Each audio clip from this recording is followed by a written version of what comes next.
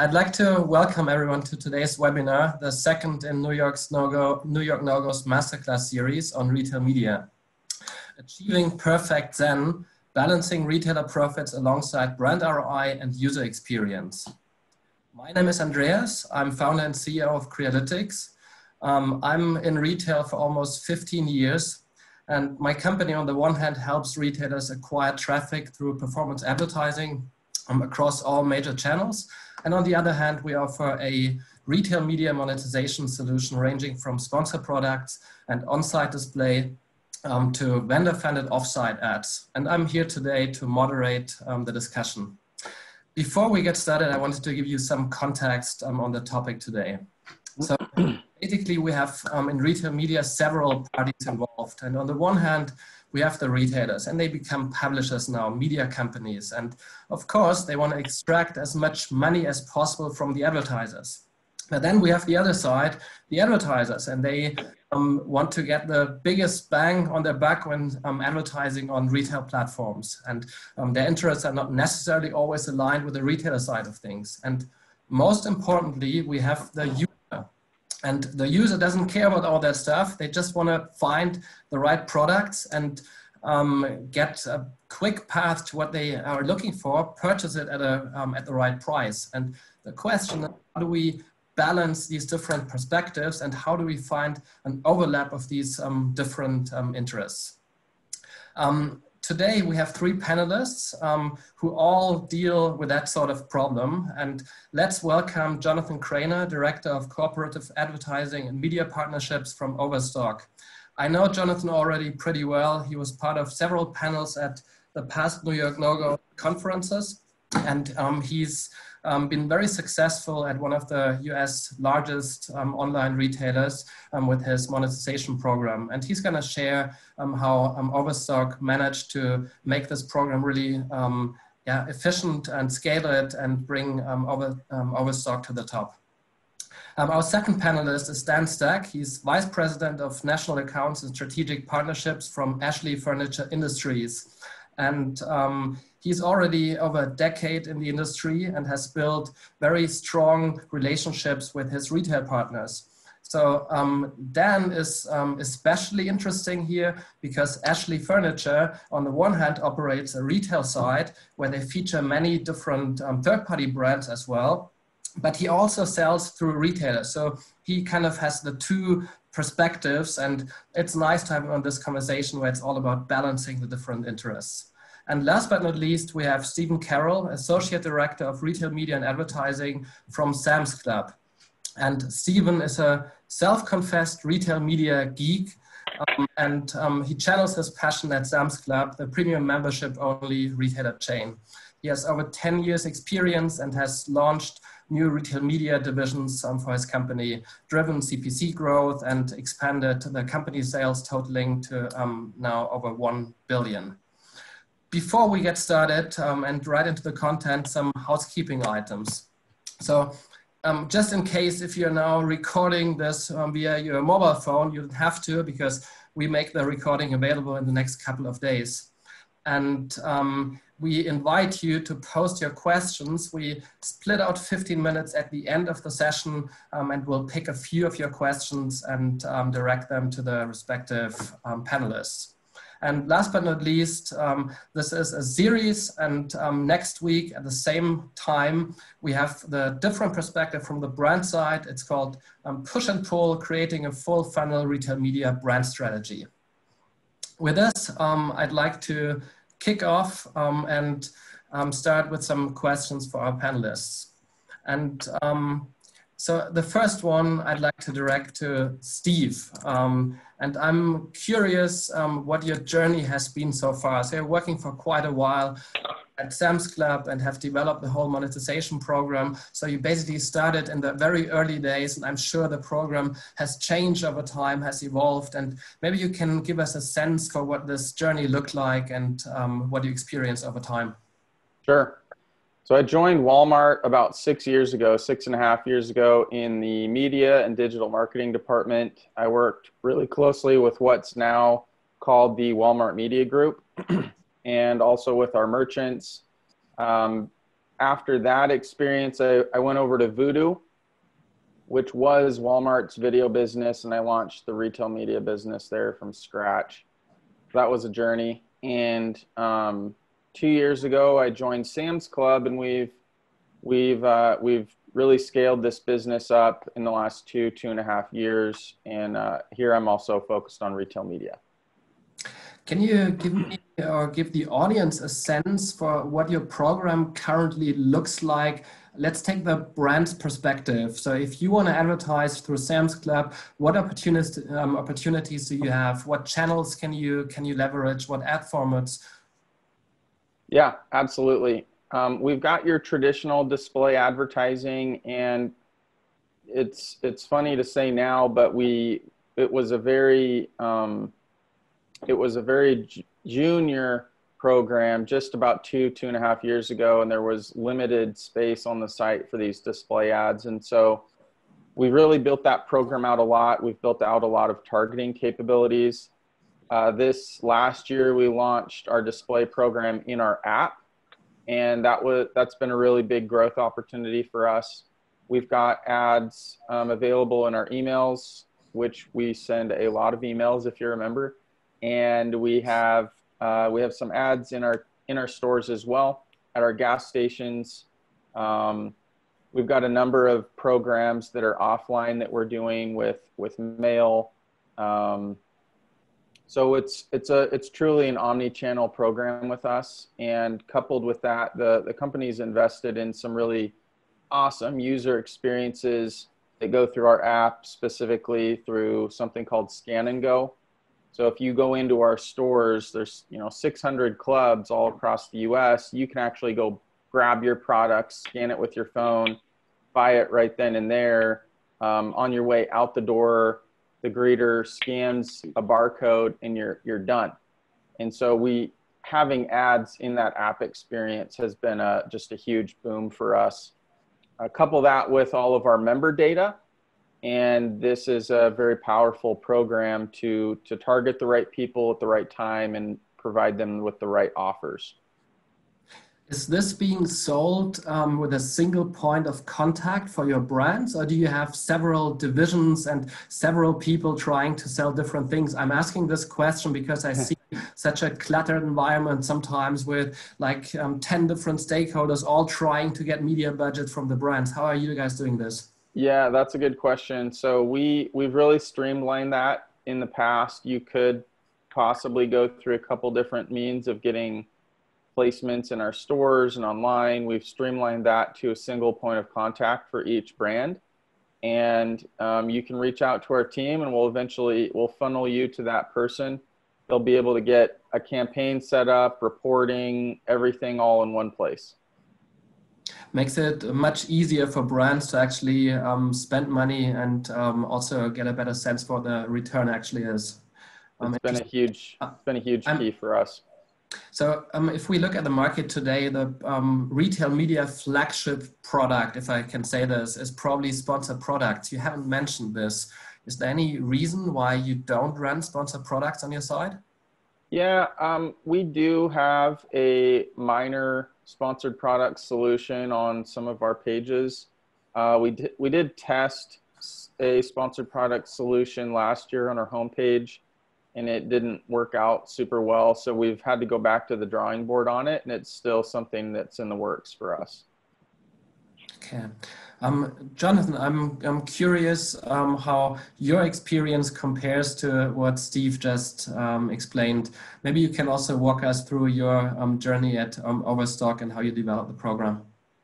Yeah, sure. So Overstock's been around 21 years now as an online retailer. And so we've been in this space on the digital side for a long time. We've had different forms of monetization programs probably for the past 15 plus years. In the early days, stemming from like rebates and electronics. And as Overstock's evolved into focusing on furniture, home decor, so has our monetization program evolved. And so we've done everything that you can think of. A lot of the things that Steven's mentioned, we do as well, aside from the omni-channel stuff, because we're strictly online. But over the past few years, we've taken a very, very big focus on sponsored products. And so that's where we would probably differ on that side. And we've really leaned into the data and the ML side of things to power and execute the sponsored product side of things. And that's where we've seen a lot of success in our monetization programs, not just success for us as the retailer, but success for the brands as well in getting value out of the program. And so we're continuing to go all in on that side of it, but we still continue to have a business where, you know, they can buy a branded, you know, kind of takeover on the homepage or things like that. We still do some business around that as well. And Jonathan, is the display part, is this sold in a similar way as your sponsored products offering, or is this rather an agreement between the brand side representative and the merchant, which isn't priced on an impression basis or something? Yeah, so the brand side of it, or more of the flat image, right? The non-sponsored product side of it, we put less of a focus on that because we've been all in on sponsored product side. That's going to be kind of the next phase of what we revolutionize on our side. And so we still do like the full takeover for an entire week and run ads like that. But there's definitely opportunity for us to lean in there more and make it easier for the brands to buy those and buy them in an efficient way. And so we've got some really great plans over the coming year to evolve there as well. Quick question to the two of you, Steve and Jonathan. It seems that while Sam's Club is mostly running this display ads and sponsored products haven't worked that well for you guys. And Jonathan, on your end, it's kind of the opposite. You're very successful with the sponsored products. Is there any business reason for this, or are the dynamics of the two businesses different, and therefore you have this different focus? What's your take on this? Yeah, as far as how I see it, and some of my assumptions, and Stephen, you can correct me if I'm wrong, but Overstock is a large marketplace. We don't deal with huge brands. We don't deal with the CPG world. We deal with your mom and pop furniture and home decor sellers. And so because of that, we have a large breadth of SKUs, right? Millions and millions of SKUs on the site. Our program lends more to that side of the business, I think, where having a self-service option and for them to be able to select the products and upload tons of products and be able to manage their campaigns in that fashion, and being product driven versus brand, because we have brands on our site, but for a lot of the brands or advertisers, brands is this much smaller focus for them. They're not as focused on their brand name. They're focused on us as a channel and optimizing that as best as possible. And so I think that's why the sponsored product world lends to our side much better versus Steven's side of it. Yeah, I'll echo that. If you go into a Sam's Club, you'll see for any particular category or product, there's usually only a couple options. And that's, you know, the value that we're bringing to the member. We're going deep on one or two SKUs.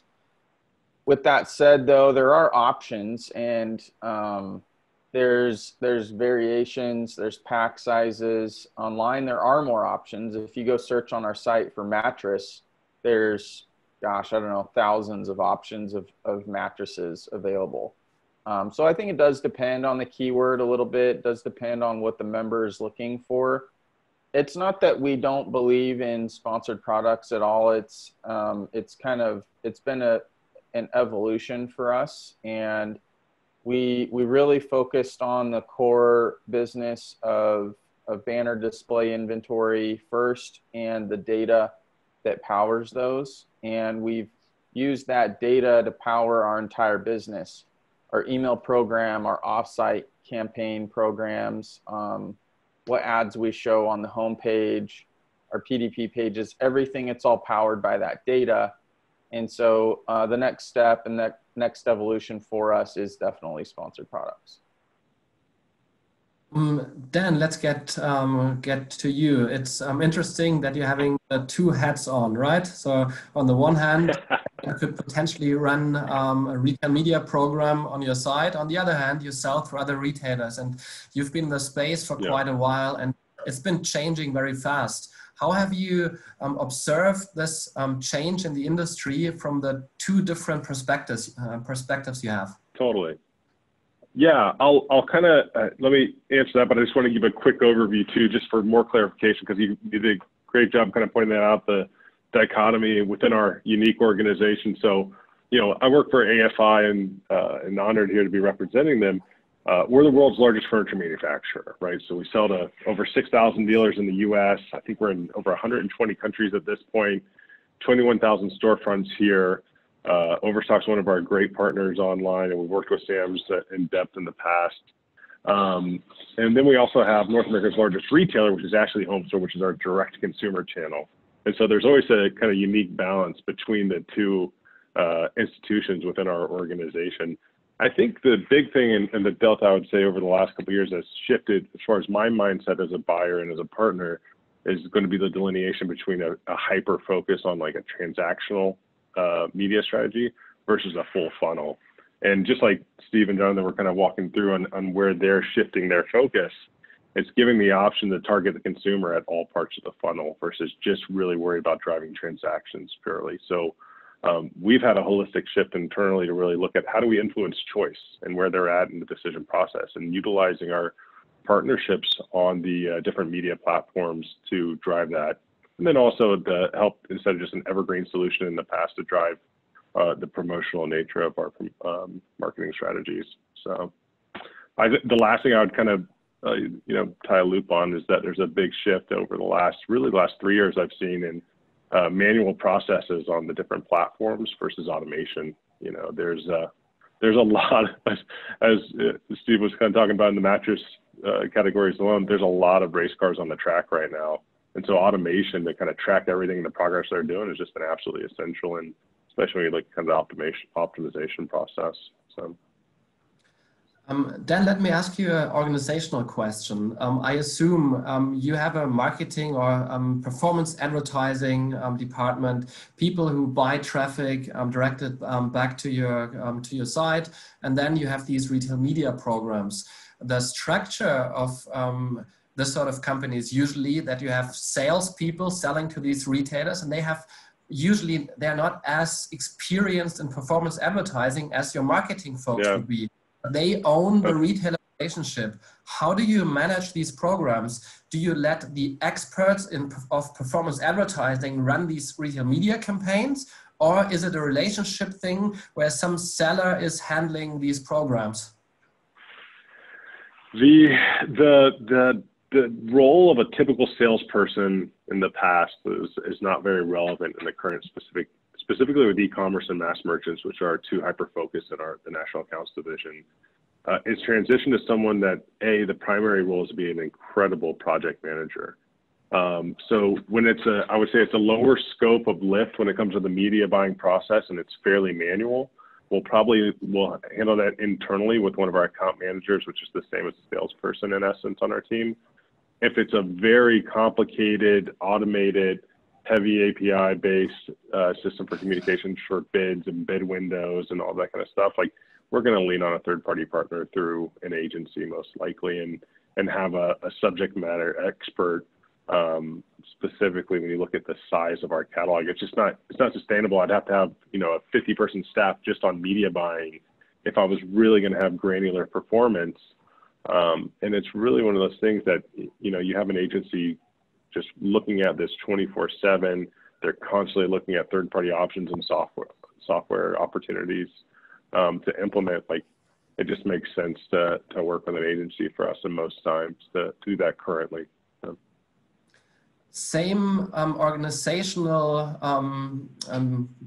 issues we see on the retailer side. I mean, in the very early days, it was just, okay, we now have to become a publisher. Let's somehow start selling media. And it was all improvised, and there were no structures in place at all. And then we saw some of the big guys, I mean, Amazon, Walmart now as well, building large, sometimes subsidiaries with a specialized group of whatever, ranging from 100 to Zalando in Europe to a few thousand at Amazon. How are you set up, Steve, in order to run retail media and sell media in a structured way? Yeah, good question. Just a couple of years ago, it was only a few of us internally, and this year we acquired our agency, which had gotten to be quite a big group of folks, and we brought 75 plus people internally over to Sam's Club to run that business with us.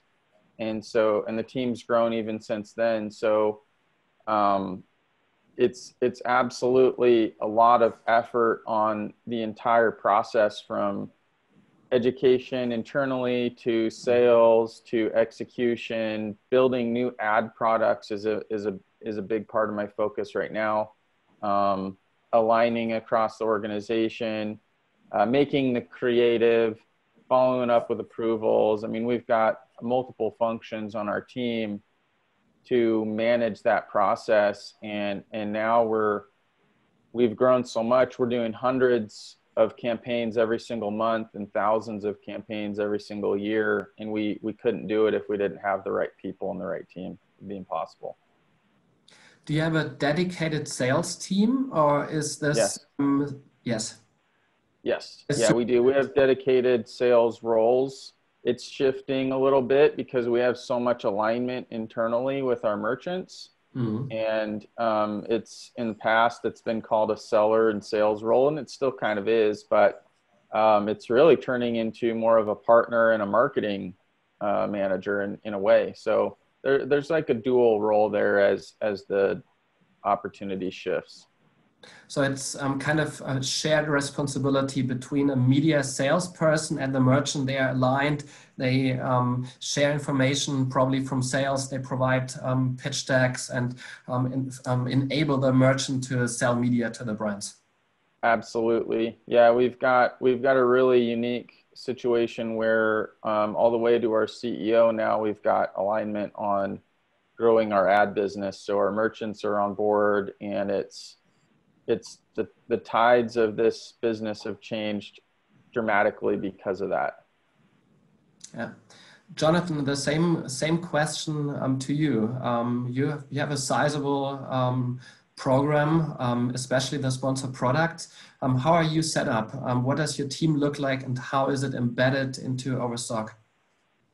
Yeah, so we're a little bit different, right, than Sam's Club, in the sense of we don't really have your traditional buyer or merchants in that aspect, because we're a marketplace. We don't buy product and house product, right? And so what that side of the business looks like is more partner management. We've got a group of people who are ensuring that orders are fulfilled and returns are low and things like that work with those individual partners.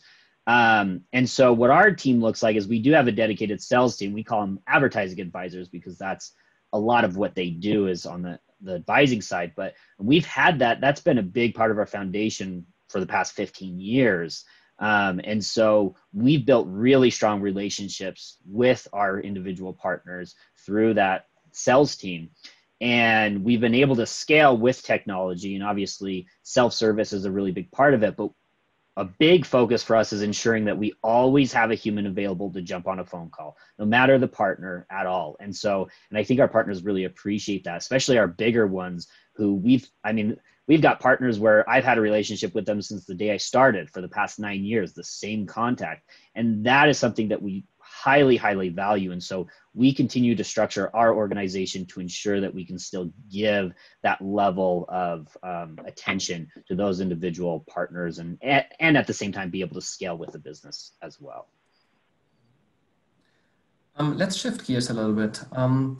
My impression is, talking to lots of different retailers, that in the early days, it was all about, okay, we become a publisher, we have the side rail and ads we can show on the top, display ads whatsoever, and everyone was happy to get ad revenue in. We are now in a phase where more and more retailers start questioning this approach in terms of, what is the bottom line impact of this? Because if I exaggerate and show banners all over the place, I might distract the user, and it might influence the user experience in a bad way. And if my conversion rate just slightly drops, I might cannibalize my other business and think it's all great because I get these ad revenues in. How do you balance the, let's say, ad inventory you on the one hand show, and of course increasing it means more revenue come in, but also you have your retail or marketplace business. How do you make sure that you have the maximum bottom line impact? Maybe it's directed to Jonathan or Steve, whoever wants to jump in. Sure, yeah, I can kick it off. So this is something we're always talking about. I spend a lot of time in this part of the business, and a few things that we've done is really ensuring that you have good UXers that are a part of those conversations. There's a lot of gray area in that question too, right? Because you have third-party advertisers that send the customer off of the website. Typically, that's not great for the retailer, right? Unless you're making enough dollars and you need robust testing and need to be monitoring CLV very well to be able to make those kind of decisions. But when you're in that world, I think a lot of it comes down to the culture of the company and the strategic and financial goals at those given times, because those will change over time. And depending on what those goals are, you have to adjust to it. So there has to be a lot of conversations with senior leadership around how do we want to approach that in sending customers away from our site. And so, and you can have that middle ground of, well, this is a brand that's on your site, but they still want to send the customer away. You know, we don't like that either. And so we really heavily invest and focus on, these are brands on our site and they're going to drive customers to their products on our website and keeping the customer. And when you're dealing in that world, you're less likely to damage the customer experience. But there is still that possibility, right, of damaging the customer experience if you're doing really annoying ads and things like that. And so that's why it's really critical to keep UXers a part of those conversations and to be a part of the decision making around it. And so we put a really big focus there. And a lot of times people think that, you know, to increase monetization, you're going to have to damage the customer experience to some extent, but that's not always true. If you approach it with data and approach it from a problem solving perspective, you can actually identify customer needs that you can utilize monetization to actually meet that customer need. So you can actually bolster all of it where you improve the customer experience and you generate additional monetization revenue. And the third win is the partner is able to deliver on something that works really well for them as well. And so we put a lot of focus on finding those kind of opportunities. I mean, let's complement this with a pretty interesting example. It was a couple of months ago that I read a press release from eBay, and eBay announced, hey, we are taking a totally different approach to our sponsored listings now. So before they had their organic algorithm and were showing ads, product ads alongside these organic listing, but totally disconnected. And eBay found out that as the relevancy of these sponsored products, the sponsored listings, wasn't that great, that it actually affected the user experience and the conversion rate dropped. So they then changed it and started tying the sponsored products more into their organic algorithm. So it's, I think even if you don't link out, it's you still have to be careful because your shop system does a decent job and the products are highly relevant. It's not that easy to be better. But I understand. So you have a clear focus on this and you try to actually be as relevant as possible. Are you testing this, Jonathan? Yeah. Split testing, for example? Yeah, absolutely. We do a lot of different forms of testing, have really intelligent data scientists that are focused on experimentation and testing. And so not just straight A/B testing, but there's a lot of different forms of testing that we utilize to be able to monitor the impact, because it's an interesting world where if you do have them split and your organic is doing better, it's not that your sponsored side is taking a degradation, it's that you're creating this gap, right? And so it points you in the directions of where you need to focus your attention, and keeping the monetization side of the world, like sponsored products, incorporated and integrated within the organization. So the ranking team doesn't just own the algorithms for the organic side, but they also own the algorithms for the sponsor side. You find that unity and you're able to keep things aligned moving forward. Steve, your take on this? Yeah, I agree with everything Jonathan said, and frankly, UI UX is a really important place to start. Just how does this ad feel? How does it help or hurt the member experience? The next thing that we do is we've really invested a lot in our in our reporting and our data systems on the back end. So every campaign that we run, we do an analysis of how that campaign did online and how that campaign did in our stores. Because we're a membership organization, we can actually see and tie that all together. And our team does lift analysis. So we check to see if that campaign actually drove incremental revenue. So we do that for every single campaign, and at least every year we do a very thorough analysis with our data science team, and we look to see how our overall campaign is driving incrementality for the member beyond what they would be buying if this program wasn't here. And the cool thing is we've been using all this data, and we've really built a system that works. And every time we do the analysis, and it proves that there's strong incrementality, that advertising not only brings profit revenue to the company, but it drives top line for our suppliers. It drives top line for our merchants. So we are always tweaking that. It's kind of those three pillars that we're working on. Let's discuss financials a little bit. I mean, retail media has proven to be very effective to monetize a site. Traditionally, there have always been co-op budgets. So from the trade budget, which is usually quite limited, finite, it's related to the overall sales volume. So if someone now launches a sponsored products program, you don't want to move your co-op funds towards sponsored products because you already have them to some extent. What you want is access new budgets and ideally the media budgets. So my question for Dan is, if you spend on other retailers, whether it's sponsored products, on-site display, what budget is this technically? So do you really see this as a media invest where you get a return out of your investment? Or is it rather seen, let's please our retail partners, let's invest into the partnership and assign co-op funds here? How do you see this?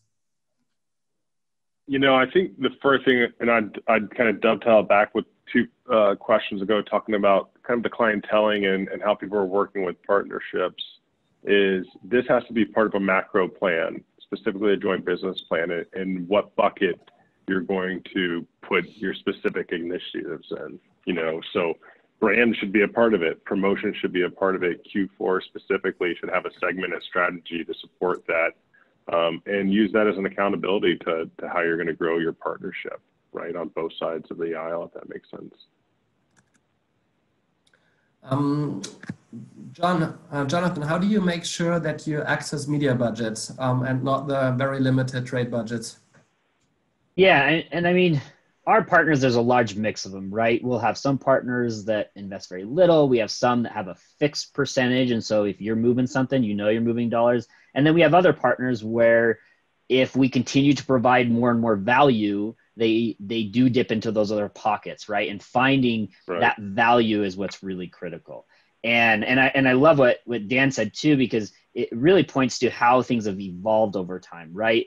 It's less about you know, you're a buyer and I want to please you and let's just, you know, spend the dollars and I don't care how it performs, which I'm glad, because what it's done is it's forced retailers to really drive performance for their partners. And so it's given us a big focus to make sure that we're delivering on programs that actually drive that value. And so sometimes when you talk about moving dollars, it's not a bad thing because you're moving it to something like sponsored products that is performing better. And so when something's getting, you know, 2x the return that it was getting in some other area and actually delivering on more of a need of sponsored products versus brand because they don't care much about brand, then you do start to not necessarily dip into another bucket, but you find a bigger appetite for them being able to go all in or bigger in, right, in those kind of programs. And so we really try to focus on continuing to provide those programs that are providing value and as much value as we can to get those dollars, but also meet the need of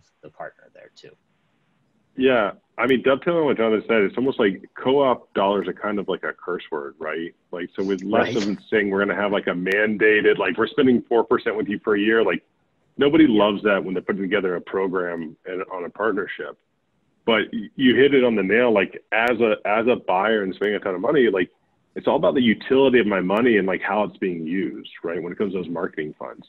And if we're able to have significant incrementality on the products we're selling, like without a doubt, like they more times than not will cast additional budget towards that specific initiative, or open up other opportunities for testing or new venues or new channels of marketing distribution, you know. Steve, I see you nodding. Want to add something to this? Sure. Yeah.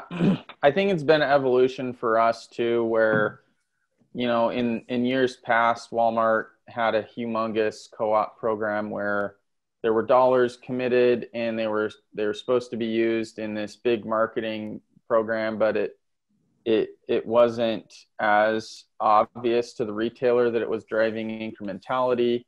And so that whole program was shut down about 4 years ago. And so there was a vacuum of dollars or a spending vacuum of dollars that didn't have a place to go anymore in our market, in the grocery market. And I'd say even for all general merchandise too. There was so much money spent and it went to a lot of different directions and it was sort of lost. It was unclear of where to spend it and the retailer wasn't giving any good options either. But things have changed a lot with Walmart and Sam's Club. We've built more of a performance marketing system versus just a black hole of dollars that co-op gets thrown into and the brand doesn't get any proof or direction on how that did. And so to Dan and Jonathan's point, I think what's happening with us and Walmart and probably a lot of retailers, Overstock and Ashley, we want to put our money into things that work. And if the retailer builds something that actually works and drives top line revenue and incrementality, and you see it over time, you want to put more money into it. So over time, you pull from your brand dollars, you pull from your TV dollars, whether it's officially trade marketing budget or a brand or a search bucket or whatever. I think that can shift over time as a retailer sees and proves that their program is the most efficient. It's the lowest in the funnel. Plus you get to please your retail buyers at the same time. It's like a double whammy. That's what we're trying to do, and that's what we're building.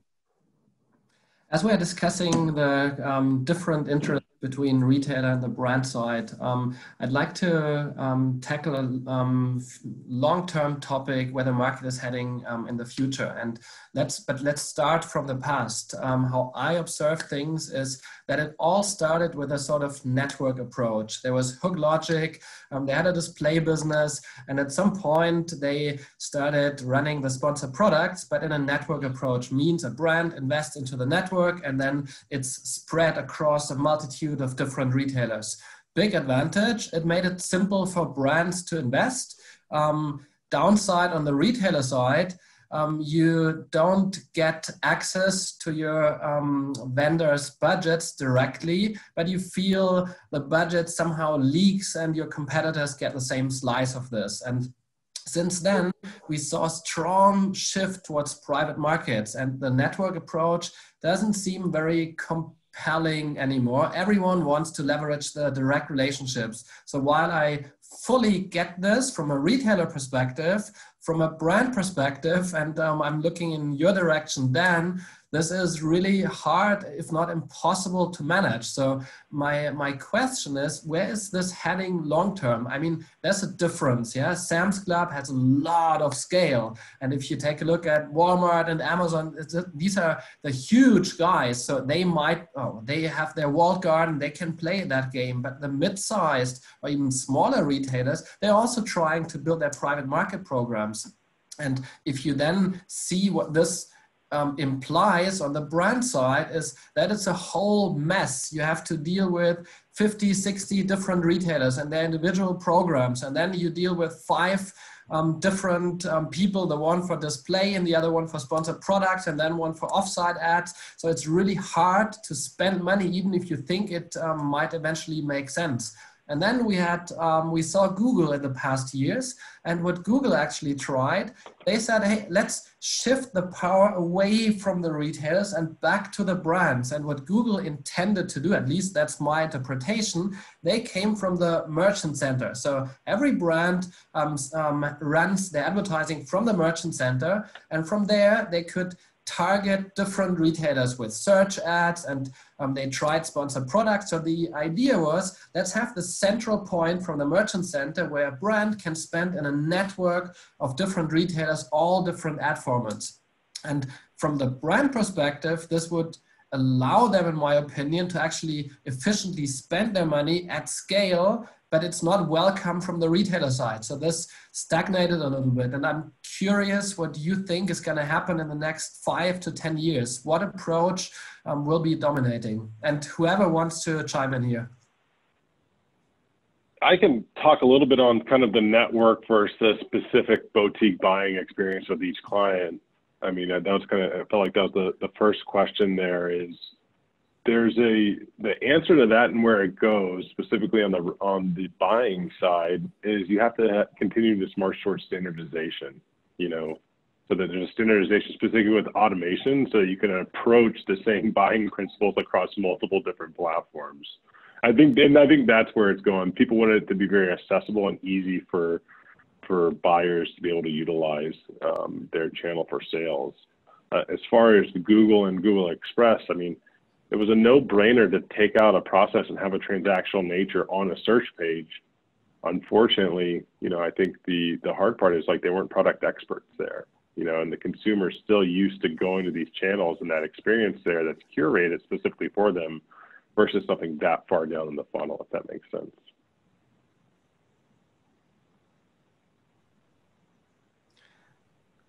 I'll add, I think, to Dan's point, the display business evolved over the years and has developed the IAB standard.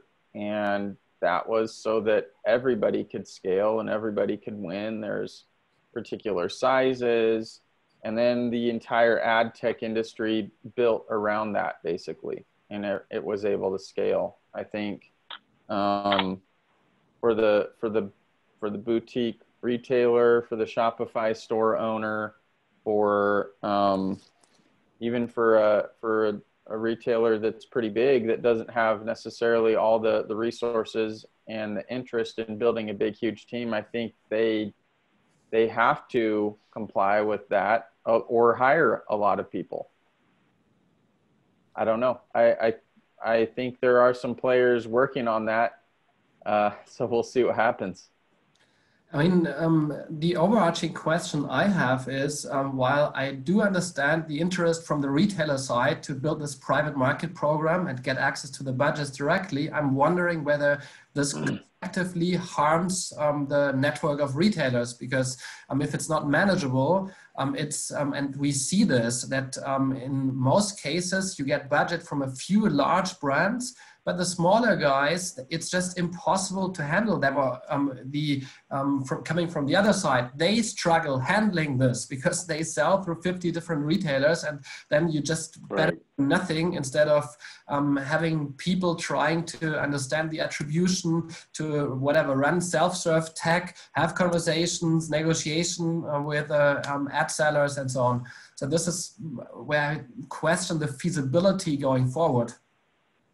I think where it comes down to is you really need to understand your partner base and your DNA as a retailer, right? Because everyone's going to be slightly different and a little bit unique. And Overstock's maybe a little bit more unique in the space of, we're large enough that all of our partners take us very seriously, but the partners that we work with aren't working with, thousands of retailers. They're working, maybe they're working with quite a few, but the big ones is where they really focus and dedicate resources to, and we can do the same back to them. But if you have retailers that are working directly with these big brands that they can't even talk right? They're a marketplace, but they can't even communicate with these because they're not even going to talk to them. Then the network approach really starts to make sense in that scenario to tap into those dollars, and it can solve something for the brand. But when a retailer can actually provide additional value and additional metrics that that network is not able to do, you start getting into that world of it makes sense to have that one-on-one connection and cut out the network, because we're actually able to provide more value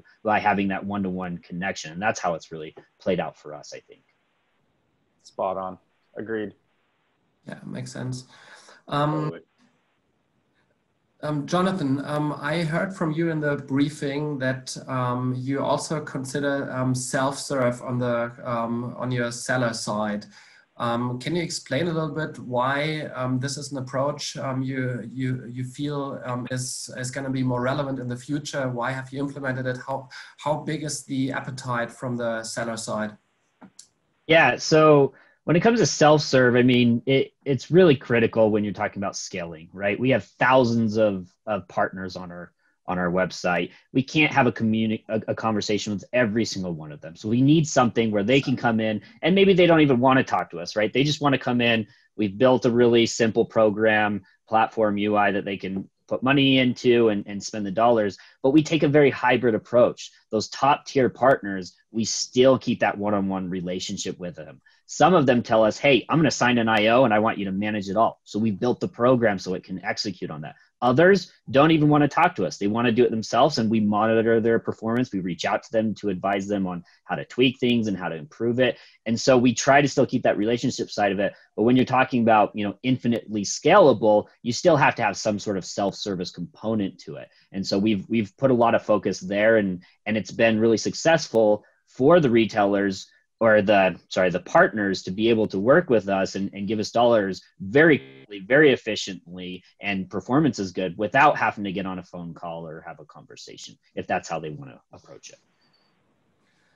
Dan, on your end, would you prefer having full control if everyone out there offered self-serve solutions, or is it rather something where you prefer having it managed and being able to run this program in a leaner way? Yeah, it's a catch-22, because sometimes when I hear of like heavily managed services, I feel like I'm losing transparency to conversion metrics specifically. I think one of the things that are underserved the most to brands right now on most major platforms is that specific information for them to really lean forward and encourage higher optimization, or better optimization is probably the best way to put it. On the other hand, it's got to be a hybrid model, in my opinion. You've got to have a personal touch there to curate, inform, and clientele, and kind of keep the discussion going and educate the staff and the agency partners. On the other hand, there needs to be an element also of self-service to where you can go in and really drive and manage the ship yourself, So it's kind of like, yes, this should, I think, to both points kind of deal. Like, I get it. I get why people specifically start with the managed component heavily there. But I'm always, my background is heavy in performance-based marketing and a lot of affiliate marketing. And so, I tend to want to drive into the weeds and really understand the conversion funnel. And it's difficult specifically because most of these platforms don't allow you to place a pixel, and you don't get a lot of transparency there. So, yeah. All right, we are almost coming towards the end already, and I see questions coming in, and let me pick one here. It's a bit related to what we had previously discussed, but it's phrased in a different way, and I'd like to give you that question. So let me rephrase it a little bit. So the question, if I understand it correctly, is what is the vendors or suppliers' perspective if they engage in co-funding with retailers? Do they see this as a discount when you guys purchase the products? So basically a cost factor, so they factor the advertising cost in. I had an interview with Scott Galloway, and he called the whole thing a sales tax. So the Amazon sponsored products were called sales tax by Scott Galloway. So this question is related to this. Is it seen as giving rebates, discounts when having to engage in this retail media game? I'll jump on that. So when Walmart decided to stop doing what we called co-op marketing, where the buyers sourced buckets of dollars and the marketing department spent it, the entire organization was very focused on pushing for the lowest price. And all of the merchants, Sam's Club, everybody in our company was driving that and had been driving that for a few years. But I think we can all agree that as a brand, you can lower your price, but lowering your price in general only helps you so much. You still need visibility, you still need traffic, you still need people to see your product. Even if you have a low price and no one sees it, it doesn't really matter. So the more we go into this digital world and the more we're less reliant on physical locations, marketing becomes more and more a requirement as a traffic source. So for us, for Walmart and Sam's Club, we really pushed down that price with all of our partners and found that bottom. But there's still dollars being spent on marketing. Dan probably knows this, but there's still shopper marketing. There's still brand budgets that are never going to get touched. Right. If you lower the price as much as you can. So now I feel like we, at least in our business, we've reached that bottom point and we're pouring gasoline on it with more traffic and more visibility. And that's what we're working towards.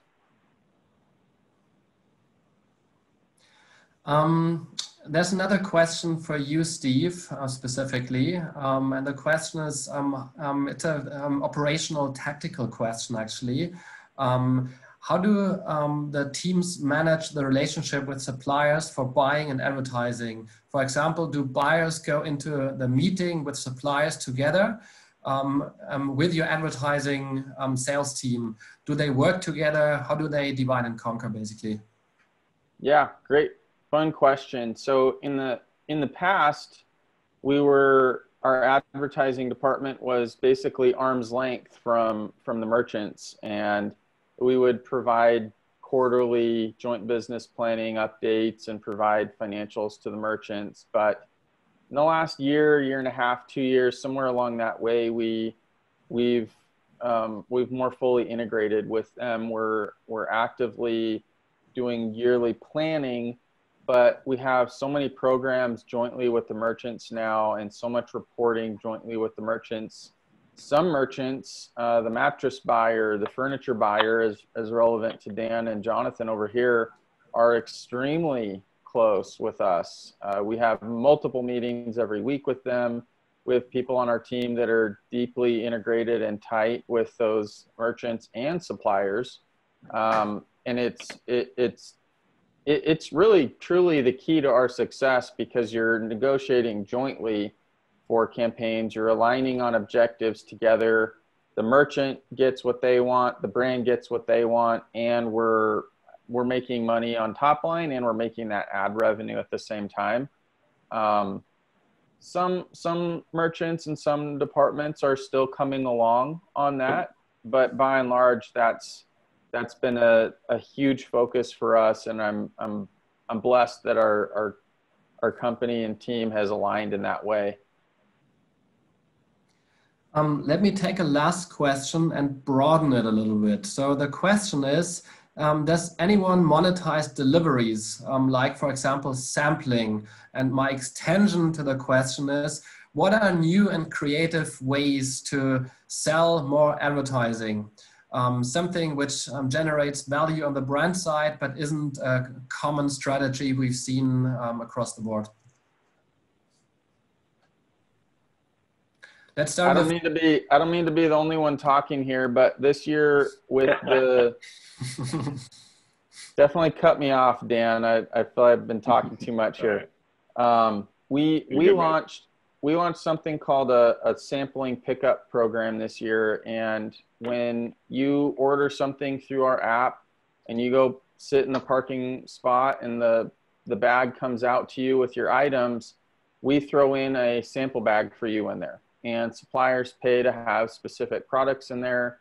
We also have an advertising pamphlet or a flyer where suppliers buy specific placements in that. And that has been a very new offline thing for us that's innovative with the times, with people not wanting to go into the stores and still getting our message out to them in the form of something physical that they can hold, and there's offers for them and coupons, and they have a physical sample that they can go home and try at the same time. That's a really new initiative that we're scaling right now.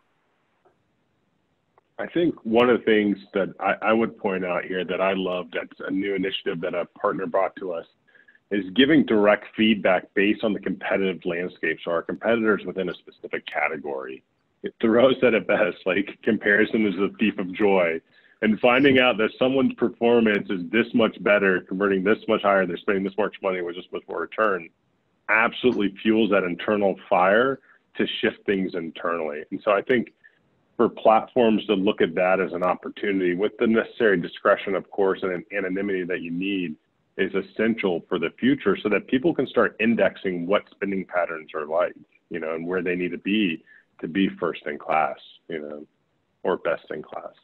So basically getting access to data from the retailer side, which was previously not visible, totally intransparent, and shape your offering in a better way. Yeah, totally. Why wouldn't it's already one of the most capitalist kind of markets because it's all performance based, right? And attraction based. Like, why not see where you're measuring up there? Because that competition in essence is what's going to drive additional monetization for the organization anyways, you know? And that's where we focus our energy as well, as data, machine learning. We go all in on those aspects and look for those opportunities and what additional data can we provide that's valuable to the partner and fuels that competitiveness right in them, and utilizing ML to deliver on those things too is huge. All right, so we have only a few minutes left. I'd like to thank you all for joining this panel, for sharing all your experiences and secrets. It was a very interesting, fruitful discussion. So also thanks to the audience. And before you leave, I want to give you a reminder. Next week, same time, we have the same topic, but from a different angle, the brand perspective. It's called Push and Pull, Creating a Full Funnel Retail Media Brand Strategy. And with this, thanks a lot. Have a good day, everyone. Bye-bye. Thank you all. Thank you. Cheers.